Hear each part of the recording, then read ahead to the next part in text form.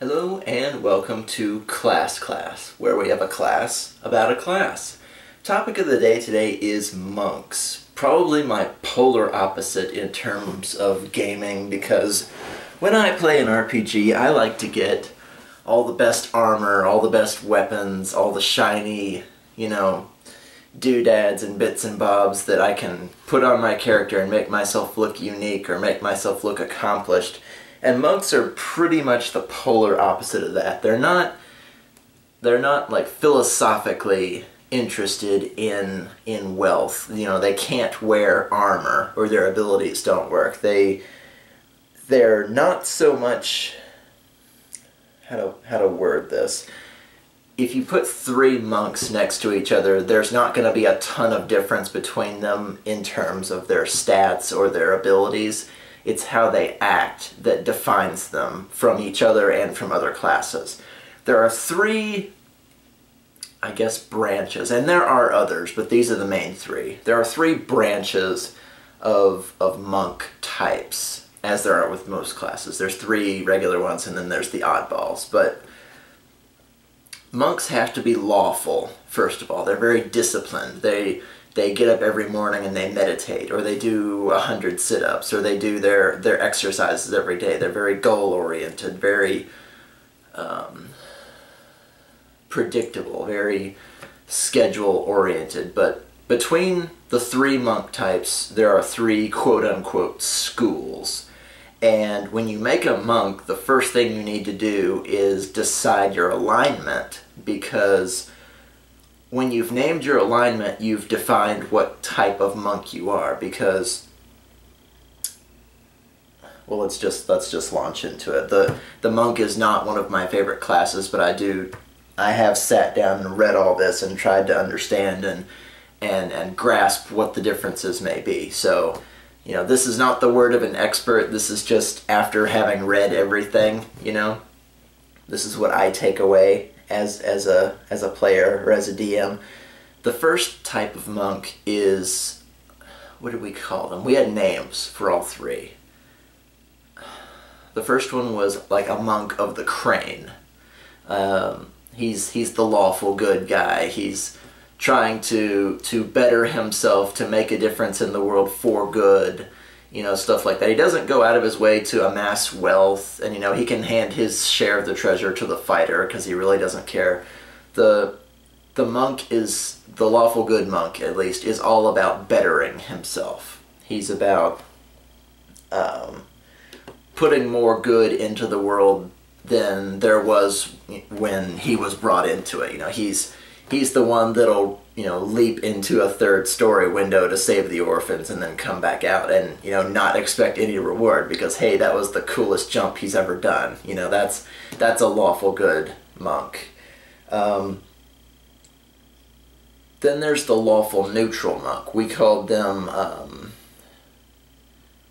what were they? Tranquil monks, or like monks of the stream, or something like that. It's the philosophy that, grasshopper, when the wind blows, you must bend with it, because if you spend your whole life fighting the wind, then that's energy that could have been spent elsewhere. It's the guy that goes with the flow, the guy that will not actively try to change the world, but still tries to challenge himself.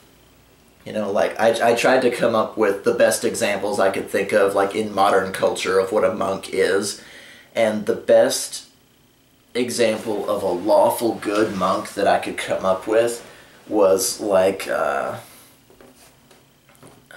Goku from Dragon Ball Z, or Jet Li from the old Jet Li movies. They're there to protect others, to make the world better, and I know Dragon Ball Z got ridiculous, but if you think about it, he's always training to be better, pushing his limits, letting his enemies power up to take on the better challenge and stuff like that. Goku was probably the best example of a monk that I could think of, just because he's got his exercise regime. He's always trying to challenge people that are stronger than himself, and he gets his ass beat a lot. Or Jet Li, he's got that tiny toned body, and that in my opinion is what the perfect human body looks like. It's small, it's taut, it's the muscles are hard, he's very quick, etc., etc. Jet Li is a very good example of what a monk is. Now, the third example that we had, what did we call them? Monks of the Dragon. Monks of the Dragon are lawful evil. They try to recognize power around them, whether for real or philosophically, and bring it into themselves. These are the guys that'll fucking kill you with a backhanded fist and then sit on your throne. You know,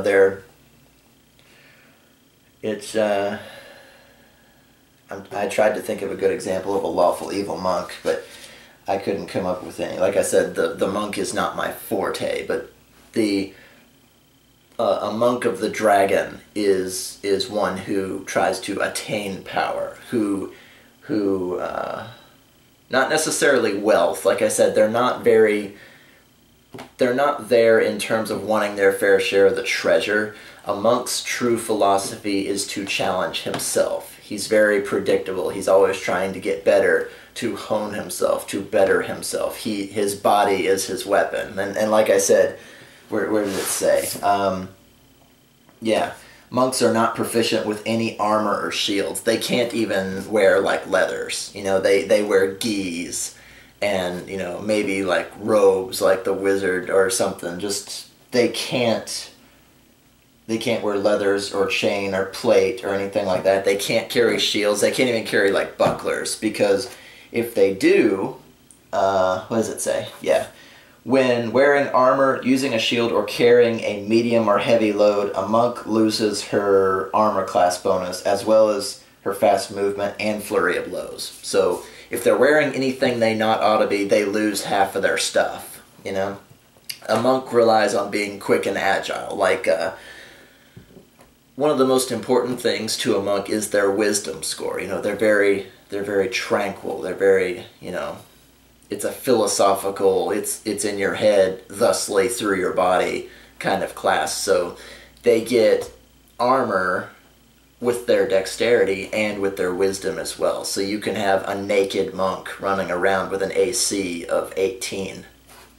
It could happen. I would love to see a monk tank naked and just, you couldn't hit the guy. He'd be too fast.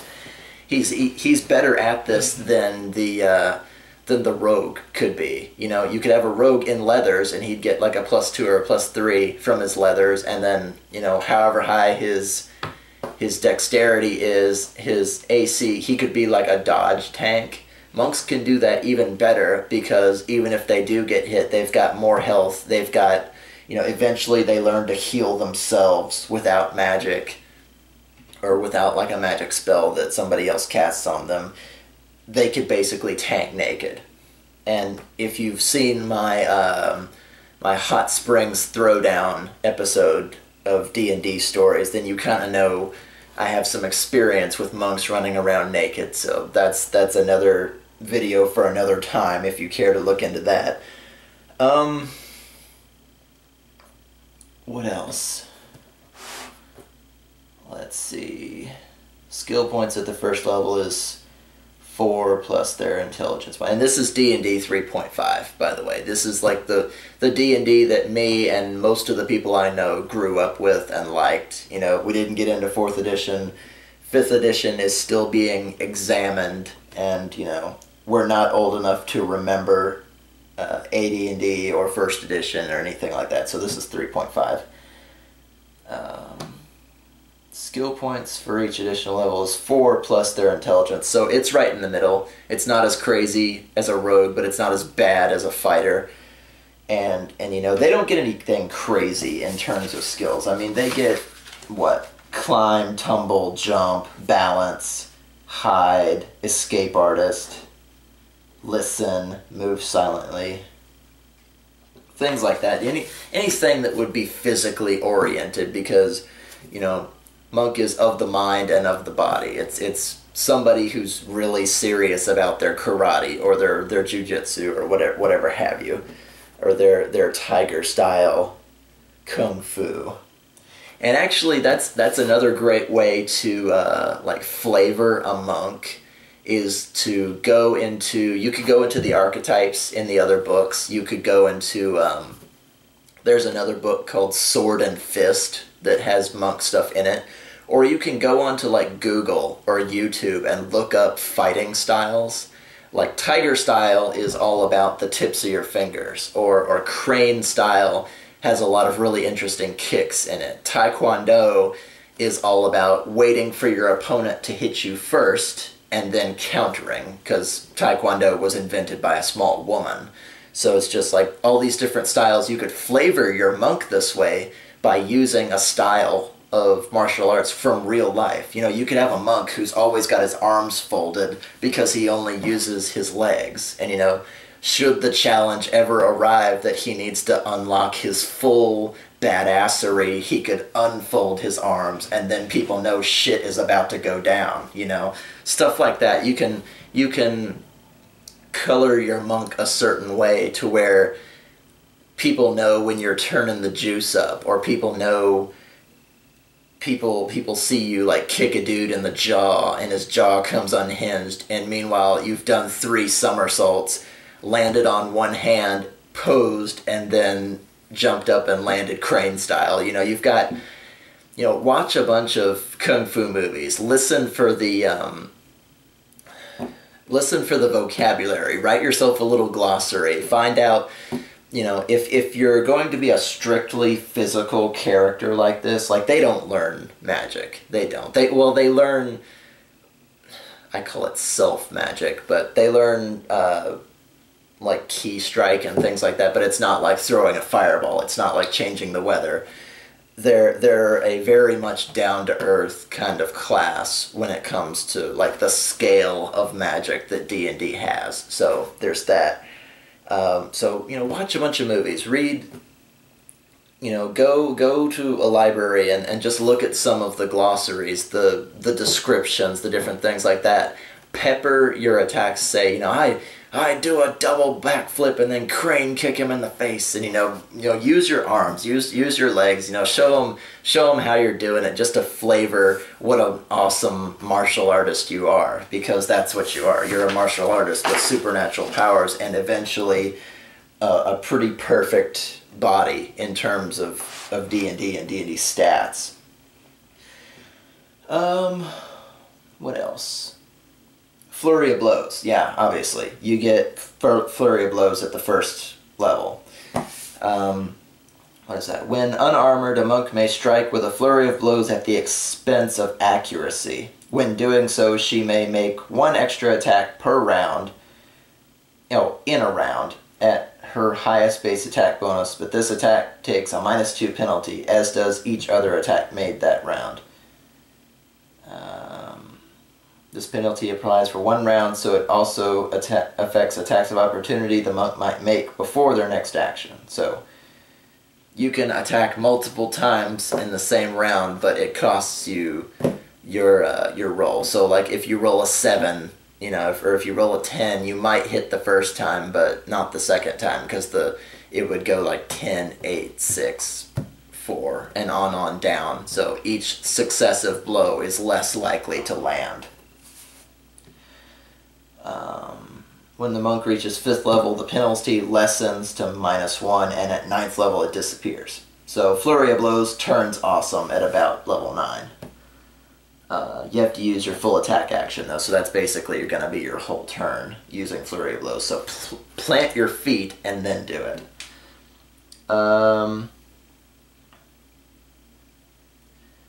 Monk may only use unarmed strikes or a special monk weapon, such as Kama, Nunchaku, Quarterstaff, Sai, Shuriken.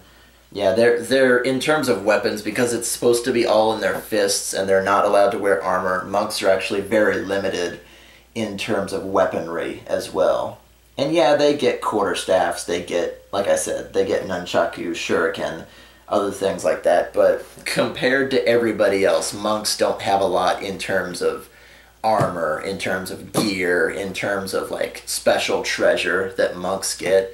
And that was always the reason that I never played a monk, because I always felt naked, you know? Like all of a monk's powers come from within, and all of a fighter's powers come from his gear. So I'm very much the fighter. I'm not so much the monk, just as a matter of taste.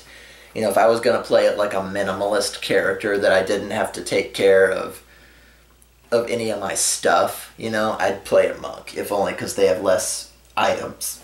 Excuse me, less items to worry about. And just over time, monks' bodies get better. Their unarmed strike, like if they're just hitting with their fists, monks actually have a special chart where as they level up, their fists hit harder because they're monks and that's what they hit with. You know, even for like small monks, like halflings and gnomes, they get a D4, then it goes to D6, D8, D10, you know, 2D6, 2D8.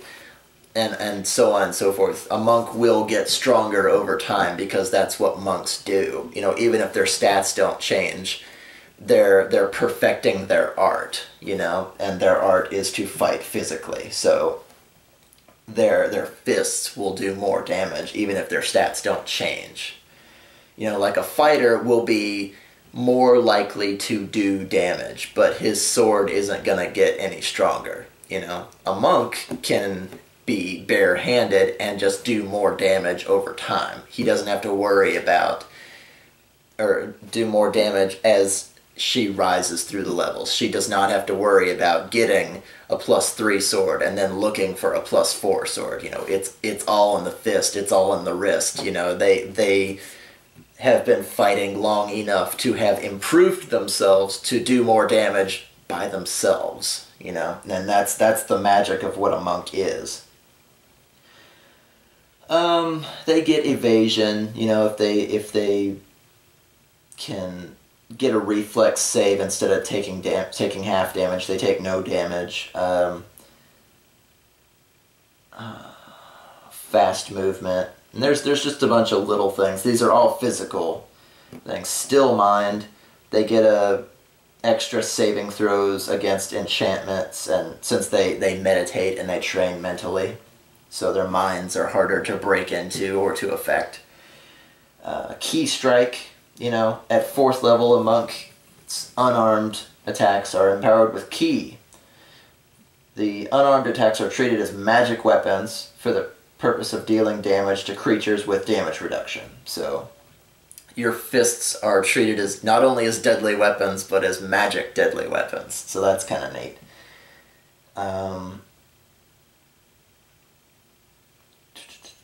Key strike improves the character's monk level. At 10th level, her unarmed strikes are also treated as lawful weapons for the purpose of dealing damage. So if you were to punch a demon, you know, they have weaknesses for lawful weapons like Excalibur or holy weapons. So monks' fists become lawful as well. You could do extra damage to chaotic creatures like that.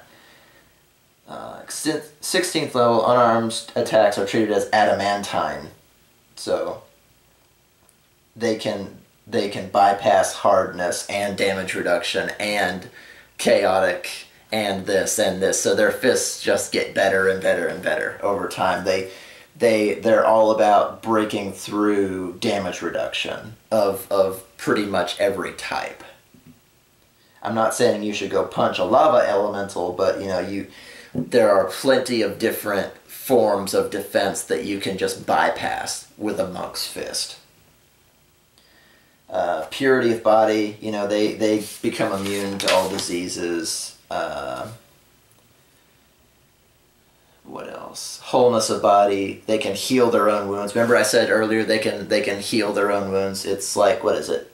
A number of hit points equal to twice their monk level, and they can spread that out as much as they can. So you could get hit with a broadsword for like 10 damage, and if you're level 5, you can just shrug the damage off like it didn't happen. So it's not bad. I mean, it's like a quick heal, so your cleric can worry about somebody else. Improved evasion, like I said, they can dodge stuff and not take any damage. And they only take half damage on a failed save. Diamond body, they gain immunity to poison. Abundant step. Abundant step is fun. It's basically dimension door. They can go from one place to another instantly, just between spaces. What does it say? At 12th level or higher, a monk can slip magically between spaces as if using the dimension door spell, once per day. The caster level is 1/2 of their monk level. I cannot count the number of times I've seen a monk abundant step through a door just because he can, and then like unlock it and open it for his buddies. Just because they can do that. They're monks. Or, you know, if you can see in, I always caution them about like walls and stuff, because if you abundant step through a wall and there's nothing behind it, you're gonna die. But if like you can see into a window, or if you can see through a keyhole and see that there's space beyond it, then yeah, they can do that. It's abundant step. Diamond Soul, they gain spell resistance. Quivering Palm this is like upper end monk stuff that you hardly ever get to see. But Quivering Palm, basically a monk punches you, and the enemy has to roll a resistance. And if they fail that resistance, any time within, what is it, a few days or something?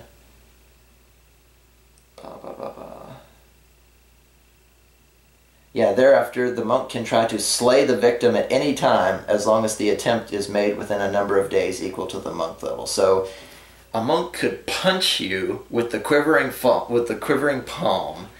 or I'm making a fist, but a palm, quivering palm, and then like 2 weeks later, your head could explode because they will you to die. That's how nasty it becomes. It's like Fist of the North Star. Your head just blows up because they will it to. I mean, it's basically an instant kill. And there's a fortitude throw for it. It's like a DC 10 plus half the monk's level. So at level 15, this would be a DC of 17 to resist your head from exploding 2 weeks from now if they want it to. So it'd be a great way to assassinate somebody. Just be like, hit them with the quivering palm as you're passing them in a crowd, and then, you know, you're gone. You could be on a ship on the other side of the world and just like, I will this person to die, and he's like, oh, and his head just blows up while he's having dinner with his family. God, that'd be fucking nasty. Timeless Body, they no longer take penalties for aging. It doesn't mean they're immortal, it just means they don't take penalties for aging. You could have a 90-year-old monk who's still just as tough as he was at 20. Tongue of the Sun and Moon, this is getting into the upper level stuff that I never get to see. Tongue of the Sun and Moon, a monk can speak with any living creature, so they basically know all languages. And then Perfect Self, at 20, they become a magical creature. They get more damage reduction. They resist the first 10 points of damage from non-magical weapons, which basically takes anything other than a great axe out of basic weaponry. And just junk like that. But so a monk is all about the body. It's all about bettering yourself, all about not relying on... They can have weapons, but it's about not relying on material things. It's, you know, a monk should probably have more magic jewelry than the average person, because he's not going to be wearing armor, so he would probably have like a ring of protection or a ring of fireball or something like that. Or like bracelets, necklace, bangle, circlet, things like that, because they can't wear armor, they can't carry shields. Most of them don't carry weapons unless it's like for an emergency, like a quarterstaff or a throwing shuriken or a kunai knife or something like that. They're all about improvement. They're all about the bettering of oneself and how they think about the world around them. Like I said, a lawful monk will try to improve the world. A neutral monk will, or lawful, they're all lawful, but a good monk will try to put more good into the world. A neutral monk will bend with the wind, and an evil monk will try to amass power without doing so much monetarily as with like challenging others to better himself. It's a very philosophical class more than it is a stat-based class or a loot-gathering class. It's like I said, it's pretty much the polar opposite of a fighter. It's a fighter is defined by his gear, whereas a monk is defined by his way of thinking. So you can make of that what you will. You guys seem to really like Class. Like half of my comments on my channel anymore are just asking about when the next Class is. So I will try to come up with another one very soon and have it posted up as soon as I can. So until next time, until the next Class, keep gaming.